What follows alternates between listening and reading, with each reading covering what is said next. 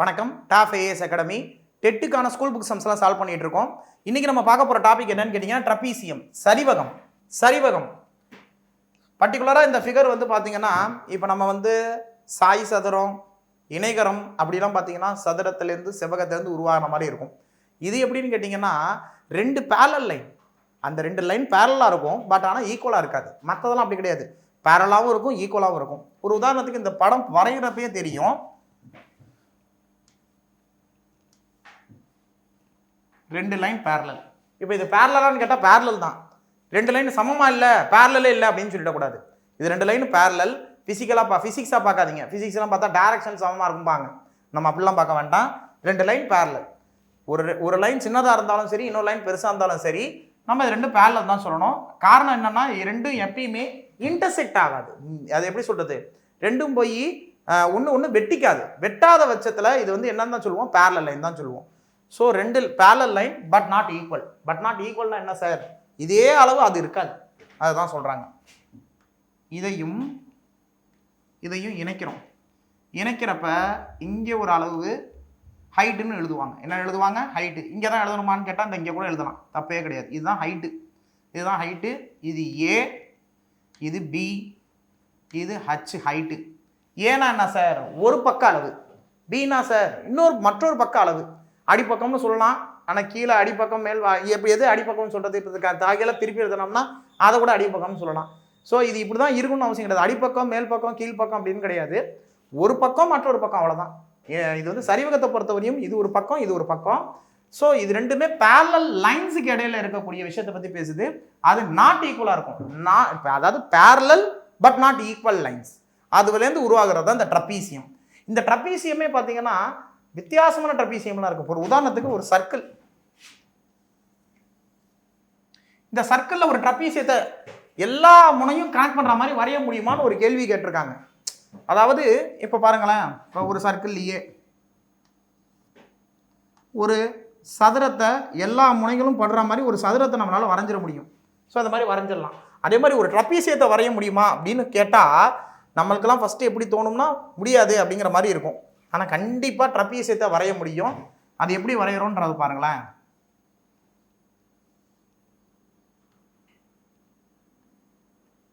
ஏன் சார் இவ்வளோ இடம் ஃப்ரீயாக இருக்குது, அங்கே போய் வரைகிறீங்க அப்படின்னு கேட்டால் நம்ம இந்த இடத்துல தான் வரைய முடியும் இந்த ட்ரபீசியத்தை. ஸோ இப்போ இந்த நாலு முனையும் டச் ஆகிற மாதிரி இந்த இடத்துல வரைகிற இந்த ட்ரபீசியத்துக்கு பேர் என்னன்னு கேட்டிங்கன்னா இரு சமபக்க சரிவகம், ஐசாசலஸ் ட்ரபீசியம். ஐசாசலஸ் ட்ரையாங்கிள் கேள்விப்பட்டிருப்பீங்க. இரு முக்கோணத்தோட ரெண்டு பக்கமும் சமமாக இருக்கும், மூணாவது பக்கம் சமமாக இருக்காது, வேறு மாதிரி இருக்கும். அப்படி இருக்கிற இந்த ட்ரையாங்கிளுக்கு பேர் தான் இரு சமபக்க முக்கோணம். அதாவது முக்கோணத்தையே நம்ம 6ஆக பிரிச்சிருவாங்க. கோணங்களை வச்சு 3, பக்கத்தை வச்சு 3. கோணங்களை வச்சு 3ஆக பிரிக்கிறது தான் குறுங்கோண முக்கோணம், விரிகோண முக்கோணம், செங்கோண முக்கோணம். 90 டிகிரிக்கு மேலே இருந்தால் விரிகோணம், 90 டிகிரிக்கு கீழே இருந்தால் குறுங்கோணம். நான் அது கூட வீடியோ போடுறேன் உங்களுக்கு, பின்னாட்களில் வரும் அது. ஸோ இது கோணங்களை வச்சு 3ஆக பிரிப்பாங்க. சைடு இந்த மாதிரி சைடை வச்சு, இது இங்கே சைடு கிடையாது, சைடை வச்சு 3ஆக பிரிப்பாங்க.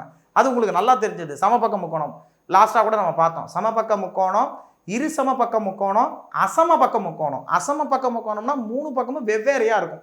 இங்கிலீஷில் எப்படி சொல்லுவாங்கன்னா equilateral triangle, isosceles triangle, scalene triangle. Scalene triangle 3 பக்கமும் வெவ்வேறையாக இருக்கும். ஸோ ஒரு வட்டத்தினுள் அமையுமா சரிவகம் அப்படின்னு கேட்டால் அமையும். அப்படிப்பட்ட சரிவகம் என்ன சரிவகம்னா இரு சமபக்க சரிவகம்.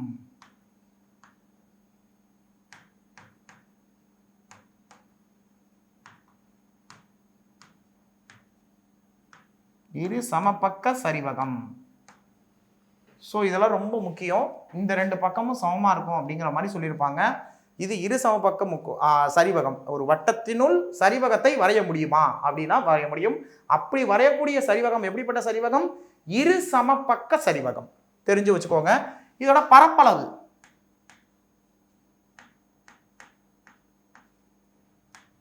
ஃபார்முலா என்ன எழுதியிருப்பாங்கன்னா half A plus B into H சதுர அலகுகள். பரப்பளவு தான் கேட்பாங்க. பரப்பளவுக்கான ஃபார்முலா இதுதான். சரிவகத்தை பொறுத்தவரையும் நல்லா தெரிஞ்சுக்கங்க. 2 parallel lines which is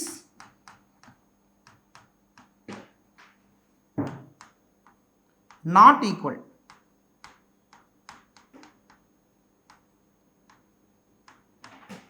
இந்த பாருங்க ரெண்டு லைன் நான் பேரலா இருக்கும், அதாவது நான் பேரலல் ரெண்டு லைன் பேரலா இருக்கும், நாட் ஈக்குவலா இருக்கும்.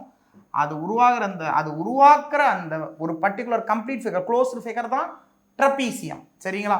ட்ரபீஸோட அப்ளிகேஷன் நிறைய இருக்கலாம், நமக்கு அவ்வளோலாம் இப்போதைக்கு தேவையில்லை. நம்ம பின்னாடி வர நாட்களில் ட்ரபீஸை பற்றி நிறைய வேணால் நம்ம தெரிஞ்சுப்போம், ஏன்னா ஒவ்வொரு கிளாஸும் நம்ம பார்க்க போகிறோம்.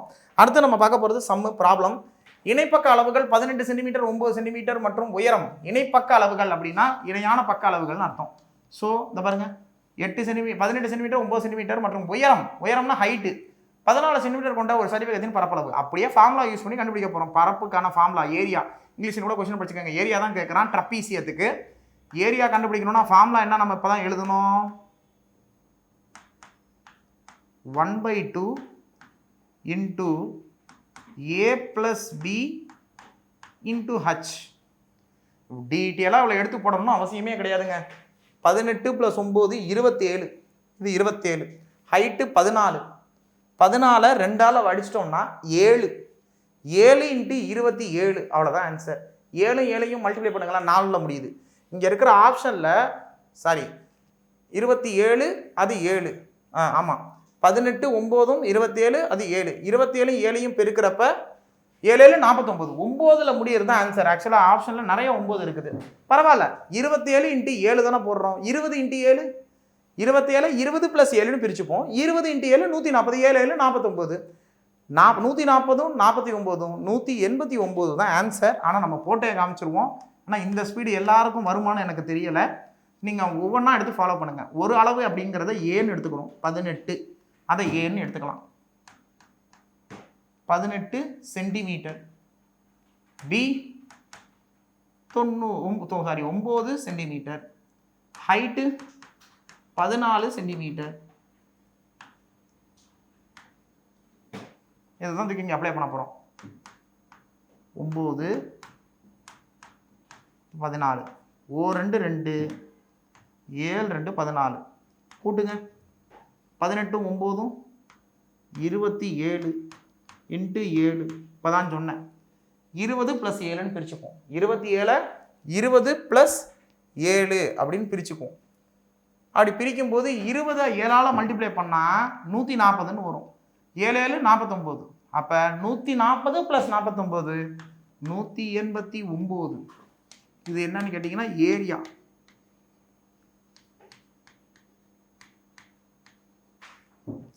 சென்டிமீட்டரில் இருந்தனால சென்டிமீட்டர் ஸ்கொயர் போடணும். அப்போ ஆப்ஷனில் ஆன்சர் எங்கே இருக்குன்னு பாருங்கள், ஆப்ஷன் ஏ. Next question. ஒரு சட்டையின் காலர் பகுதி, நம்ம காலர் வந்து பார்த்தீங்கன்னா இரு சமபக்க சரிவகம். இந்த காலர் பகுதிகள்லாம் பார்த்தீங்கன்னா இரு சமபக்க சரிவகமாக இருக்குது. அதன் இணைப்பக்கங்கள் முறையே 17 14, உயரம் 4 எனில் காலர் தைப்பதற்கு ஒரு அப்ளிகேஷனுங்க. ஏன்னா சரிவகம்னு சொல்கிறோம், சரிவகம் எங்கே இருக்குது அப்படின்னு கேட்டிங்கன்னா, நம்ம ஜென்ஸ் எல்லாம் சட்டை போடும்போது பார்த்தீங்கன்னா அந்த காலர் பகுதிகள் எல்லாமே இரு சமபக்க சரிவகமாக இருக்குது. அதோட அப்ளிகேஷன் இரு சமபக்க சரிவகம் அப்படின்னு சொல்லி கொடுத்துருக்காங்க. ஸோ பாருங்கள், இதோட சம்முமே பரப்பளவு ஃபார்முலா தான். ஏரியா பரப்பளவு என்னன்னு கேட்டிங்கன்னா மேலே போட்ட அதே சம்மு மாதிரி தான் இதுவும். 1/2 a + b × h. ஸோ இதில் இருக்கிற அளவெல்லாம் இங்கே எடுத்து அப்ளை பண்ணிடலாம். 1/2 1 ஏன்னு எடுத்துப்போம். இந்த பாருங்கள், ஒரு பக்கத்தை ஏ 17 சென்டிமீட்டர், அடுத்தது பி 14 சென்டிமீட்டர், அடுத்தது ஹைட் 4 சென்டிமீட்டர். இதில் கொண்டு போய் அப்ளை பண்ணிடுறோம். 17 + 14 கூட்டணும். அதுக்கப்புறம் ஹைட்டு 4, இது 2ஆல் இப்பயே அடிச்சிடலாம். 2 2 2 2 4, 17 14 கூட்டினா 31. 31 2ஆல் மல்டிப்ளை பண்ணுங்க. 31 × 2 62. அப்போ பரப்பளவு தானே கேட்குறாங்க. 62 சென்டிமீட்டர் ஸ்கொயர். 62 ஸ்கொயர் சென்டிமீட்டர் அல்லது சென்டிமீட்டர் ஸ்கொயர் எல்லாம் ஒன்று தான். இதுதான் இதோட ஆன்சர். அடுத்த கொஸ்டின். பரப்பளவு 180 சதுர சென்டிமீட்டர், உயரம் 9 சென்டிமீட்டர் கொண்ட ஒரு சரிவகத்தின் இணைப்பக்கங்களில் ஒன்றை விட மற்றொன்று 6 சென்டிமீட்டர் கூடுதலாக உள்ளது எனில் இணைப்பக்கங்களின் அளவை காண்க. இணைப்பக்கங்களின் அளவை காண்க. ஒன்றும் கிடையாது, பரப்பளவை கொடுத்துட்டு இணைப்பக்கங்கள் கேட்குறாங்க, அவ்வளோதான், வேற ஒன்றும் கிடையாது. ஸோ பரப்பளவு நம்ம ஃபார்முலா மறுபடியும் ஃபார்முலா எழுதிக்கங்க, தப்பே கிடையாது. நமக்கு நல்ல அந்த ஃபார்முலா மனப்பாடம் வரைக்கும் ஃபார்முலாவை ஒவ்வொரு கொஸ்டினும் நம்ம எழுதி போட்டு பார்க்கலாம். நம்ம வீட்டில் தான் போட்டு பார்க்குறோம், அதனால் டைம் இதுக்கெல்லாம் செலவானா தப்பே கிடையாது. வீட்டில் நீங்கள் எக்ஸாம் பாயிண்ட் ஆஃப் வியூவில் போகும்போது மட்டும்தான் ஃபார்முலாவை எப்போ தான் எழுதிட்டே இருக்கக்கூடாது. வீட்டில் நம்ம ப்ராக்டிஸ் பண்ணுறப்ப ஃபார்முலா எழுதி பார்க்கணும். ஆனால் நம்ம அப்படியே டைரக்ட்லி ப்ரொபோஷனலாக இருக்கும், சாரி இன்டைரக்ட்லி ப்ரொபோஷனலாக இருக்கும். வீட்டில் ஃபார்முலாவே எழுத மாட்டோம், எக்ஸாம் போய் ஃபார்முலா எழுதிட்டு இருப்போம். அந்த மாதிரி பண்ணாதீங்க. வீட்டில் நிறையா வாட்டி இந்த ஃபார்முலாவை எழுதி பார்க்கணும். நானும் அதனால தான் ஒவ்வொரு கொஸ்டின்லையும் நான் ஃபார்முலா எழுதிக்கிட்டே இருக்கிறேன். நான் ஃபார்முலா எழுதுறதுக்கு ரீசன் என்னன்னா, நீங்கள் போட்டு பார்க்கும்போது ஒவ்வொரு வாட்டியும் ஃபார்முலாஸாக எழுதிக்கிட்டே இருங்க. ஸோ ஏ அவன் என்ன கொடுத்துருக்கான், பரப்பளவு கொடுத்துருக்கான். பரப்பளவு எவ்வளவு, 180 சதுர சென்டிமீட்டர். அடுத்தது உயரம், ஹைட்டு கொடுத்துருக்கான். ஹைட் இங்கே உரமாக எழுதிடுவோம், 9 சென்டிமீட்டர். இப்போ ஒரு உதாரணத்துக்கு ஒன்றை விட மற்றொன்று. இப்போ ஏ அப்படிங்கிற அளவு பியை விட 6 அதிகம் அப்படின்னு நம்ம எடுத்துக்கணும். இதுதான் கண்டிஷன்லாம் எடுத்துப்போம். ஏன் சார் ஏ தான் அதிகமாக இருக்கணுமா, பி அதிகமாக இருக்கக்கூடாதான்னு கேட்டால் பியும் அதிகமாக இருக்கலாங்க, ஏதாவது ஒன்று அதிகமாக இருக்கும். இதில் வந்து நீங்கள் தானே சார் சொன்னீங்க இது மாறக்கூடாது, என்னது வரிசை மாறக்கூடாது, உறுப்புகளின் வரிசை, அது வேற இது வேற, புரிஞ்சுக்கோங்க, அது வேற இது வேற. அந்த மாதிரி இங்கே ஆப்ஷன் இங்கே இருக்காது. பாருங்க ஆன்சர் என்ன போடுறோன்ட்டு. ஏக்கு பதிலாக B+6 வச்சுக்கலாம். பி என்னன்னு கேட்டால் பி தெரியல, பியாவே வச்சுக்க போகிறோம். பாருங்க 1/2 ஏக்கு பதிலாக B+6 + B into height 9.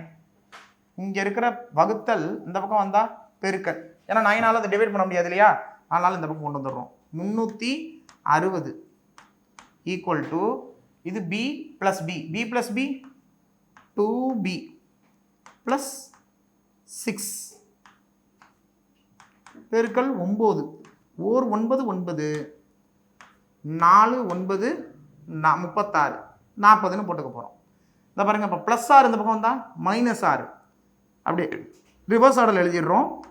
2B equal to இந்த +6 இந்த பக்கம் வந்தால் -6 இல்லையா, 34 மாறிடும். அடிக்கலாமா, அடிச்சிங்கன்னா 17 2 34. இந்த 17ஆம் வாய்ப்பாடு ரொம்ப முக்கியங்க நமக்கு. 17ஆம் வாய்ப்பாடை வச்சு நிறையா வரப்போகுது. பேஸ் அப்படிங்கிறது, சாரி பி பேஸ் கிடையாது, பி 17 சென்டிமீட்ரு. இதை கொண்டு போய் அங்கே அப்ளை பண்ணுறோம். ஏ என்னன்னு தெரிஞ்சு போயிடும். பாருங்கள், ஏ அதே தூக்கிட்டு வரும். இங்கே ஏ இதோட எதை கூட்டணும், 6 கூட்டணும். 6 கூட்டினா 23. இங்கே பாருங்க 23 17, 23 17. அதே மாதிரி 17 23 நான் சொன்ன ஆப்ஷன் இங்கே இருக்குமான்னு கேட்டால் இருக்காது, ஏன்னா நமக்கு அது தெரியாது. ஒன்று மற்றொன்று அப்படின்னு கேட்குறப்ப அந்த ஆப்ஷன் கொடுத்துருக்க மாட்டாங்க. 17, 23 கொடுக்க மாட்டாங்க, பயப்பட வேண்டாம். அப்போ 23 17 அவங்க கொடுத்துருக்கிற ஆப்ஷன் பியில் இருக்குது. ஸோ நெக்ஸ்ட் கொஸ்டின் பார்த்தலாம். பரப்பளவு 140 சதுர சென்டிமீட்டர் மற்றும் இணைப்பக்க அளவுகளின் கூடுதல். இணைப்பக்க அளவுகளின் கூடுதல் அவனே கொடுத்துட்டாங்க. இணைப்பக்க அளவுகளின் கூடுதல் அப்படின்னா A + B. பாருங்க, பேரலல் சைட்ஸோட சம் ஆஃப் பேரலல் சைட்ஸ்னு கொடுத்துருக்கான். அதான் A + B. A + B 10ன்னு கொடுத்துட்டான். சரிவகத்தின் உயரம் கேட்குறான். அதே அகெயின் ஃபார்முலா எழுதிடுவோம். பரப்பளவுக்கு formula 1/2 into A + B into height, சதுர அலகுகள் இல்லையா. இங்கே சதுர அலகுகள் ஃபார்முலாவில் எழுதுவோம். ஆன்சர் வந்து நம்ம உயரம் தான் கேட்டிருக்கான். பரப்பளவு என்ன கொடுத்துருக்கான் பாருங்களேன். பாருங்கள், சதுர அலகுகள் சதுர சென்டிமீட்டர் அவன் கொடுத்துருக்கான் பாருங்க. 140 சதுர சென்டிமீட்டர் 1/2 இன்ட்டு இந்த A + B தான் அவன் கொடுத்துருக்கான். எவ்வளவு, 10 இன்ட்டு ஹைட்டு. பாருங்க, இந்த ஜீரோவையும் இந்த ஜீரோவையும் அடிக்கிறது தான் பெஸ்ட்டு. நீங்கள் பாட்டுக்கு 5 அடிச்சுட்டு 5 இங்கே எடுத்துகிட்டு வந்து மறுபடியும் டிவைட் பண்ணுறப்ப ஏதாவது தப்பாயிடக்கூடாது. இங்கே இருக்கிற பெருக்கல் இந்த பக்கம் வந்தால் வகுத்தல், ரைட்டா. இப்போ நீங்கள் வேணால் அந்த 2 இங்கே எடுத்துகிட்டு போய் என்ன பண்ணிடலாம், பெருக்கிடலாம். 14 2 22, சாரி 14 2 28, 28 சென்டிமீட்டர் தான் இதோட ஆன்சர். 28ங்கிற ஆப்ஷன் டியில் இருக்குது. எப்பயுமே இது கொஞ்சம் கேர்ஃபுல்லாக பார்த்துக்கோங்க. ரெண்டையும் பார்த்தீங்கன்னா அடிக்க நம்ம நிறைய பேர் நினச்சிப்போம். அப்படி அடிச்சிங்கன்னா இங்கே இருக்கிற 5ஆல் டிவைட் பண்ணும்போது நம்ம ஏதாவது தப்பு பண்ணதுக்கு வாய்ப்பு இருக்குது. அதனால் 0 0 அடிக்கிறது ஈஸி. இங்கே இருக்கிற பெருக்கல் இந்த பக்கம் தான் வகுத்தல். அதனால தான் பெருக்கலையும் இந்த பக்கம் இருக்கிற நம்பரையும் நம்ம அடிக்க முடியும். So 0 0 cancel. இந்த 2ஆல் இது பெருக்கிறப்ப 2 14 28. ஸோ இதுதான் இதுக்கான ஆன்சர். நெக்ஸ்ட் கொஸ்டின் பாருங்க.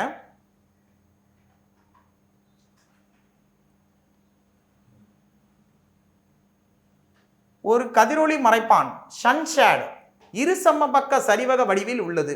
அதன் இணைப்பக்க அளவுகள் முறையே 81 சென்டிமீட்டர் 64 சென்டிமீட்டர். அதன் உயரம் 6 சென்டிமீட்டர் எனில் அப்பரப்பை வண்ணமிட சதுர சென்டிமீட்டருக்கு 2 ரூபாய் வீதம் ஆகும் செலவை காண்க. இந்த சதுர சென்டிமீட்டருக்குன்ற வார்த்தை வந்தாலே ஏரியா தாங்க கண்டுபிடிக்கிறோம். எந்த ஃபிகராக இருந்தாலும் சரி, சதுரம், செவ்வகம், சாய் சதுரம், இணைகரம், சரிவகம், நாற்கரம், இங்கிலீஷ்லையும் சொல்லிடுறேன். ஸ்கொயர், ரெக்டாங்கிள், ட்ரபீசியம், பேரலோகிராம், ராம்பஸ்னா சாய் சதுரம், பேரலோகிராம்னா இணைகரம். இந்த மாதிரி எல்லா ஃபிகருக்கும் சதுர சென்டிமீட்டருக்குன்ற வார்த்தையை கொடுத்துருப்பாங்க. ஆனால் நமக்கு அதுக்கு முன்னாடி இருக்கிற கண்டிஷன் வேறு பாருங்கள். முன்னாடி சமன்படுத்துவதற்கு அப்படின்னு கொடுத்தாங்க.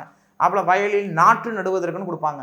இங்கே வண்ணம் இடுவதற்கு அப்படின்னு கொடுப்பாங்க. வண்ணம் பூசுகிறாங்க அப்படின்னா பெயிண்ட் அடிக்கிறாங்க. எங்கே பெயிண்ட் அடிக்கிறாங்கன்னா நல்லா பாருங்கள், அந்த சன்ஷேடுக்கு பெயிண்ட் அடிக்கிறாங்க. சன்ஷேடுக்கு பெயிண்ட் அடிக்கிறப்ப எப்படி இருக்கும், ஒரு சன்ஷேடு வாங்கி வச்சுக்கிறப்போனா அதில் பெயிண்ட் அடிக்கிறப்ப ஏரியா ஃபுல்லாக கவர் ஆகும். ஏரியாவை தான் நம்ம பெயிண்ட் அடிப்போம் இல்லையா? அதான் பரப்பை வண்ணமிட, பரப்பு வண்ணமிட. வெறும் வண்ணமிடன்னு கொடுத்தாலே நம்ம பரப்பை தான் யோசிச்சுக்கணும். ஆனால் பரப்பை வண்ணமிடன்னு அவன் தெளிவாக கொடுத்துருக்குறாங்க. அப்போ சதுர மீட்டருக்கு 2 ரூபாய் ஆகும் எனில் அது ஃபுல்லாக அடிக்கிறதுக்கு எவ்வளோ செலவாகுதுன்னு கேட்குறாங்க. ஸோ மறுபடியும் அகைன் நம்ம ஃபார்முலா தான் எழுத போகிறோம். கவனிங்க, இங்கிலீஷின் கொஸ்டின் படிச்சுக்கோங்க. A sunshade of window is in the form of isosceles trapezium whose parallel side 81 cm, 64 cm and the distance between them 6 cm. Find the cost of the painting the surface at the rate of 2 rupees per square centimeter. Find the cost of painting. So cost of painting எவ்வளோ அப்படிங்கிறத நம்ம கண்டுபிடிக்க போகிறோம். So போடலாம். பரப்பளவு formula, பரப்பளவு கண்டுபிடிச்சி அதோட என்னத்தை மல்டிப்ளை பண்ணுவாங்கன்னா 2 rupees மல்டிப்ளை பண்ணிப்பாங்க. அவ்வளோதான், முடிஞ்சு போச்சு. இப்போ நான் பரப்பளவை தனியாக கண்டுபிடிச்சி பண்ணுறதுக்கெல்லாம் தாண்டி பரப்பளவு ஃபார்முலா பாருங்களேன். 1/2 into A + B into H into 2. ஆமாம் தானே? இப்போ பாருங்கள், இந்த 2 கூட அடிச்சிடலாம். அடிச்சுட்டு இப்போ இது என்னன்னா காஸ்ட், டோட்டல் காஸ்ட் தான் இதுவும் சொல்லுது. இது எதை குறிக்குது அப்படின்னா total cost of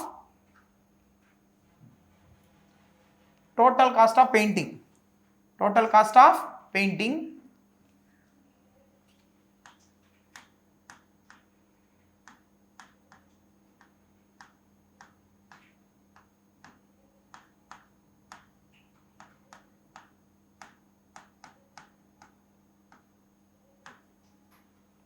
A 81, B 64, height 6.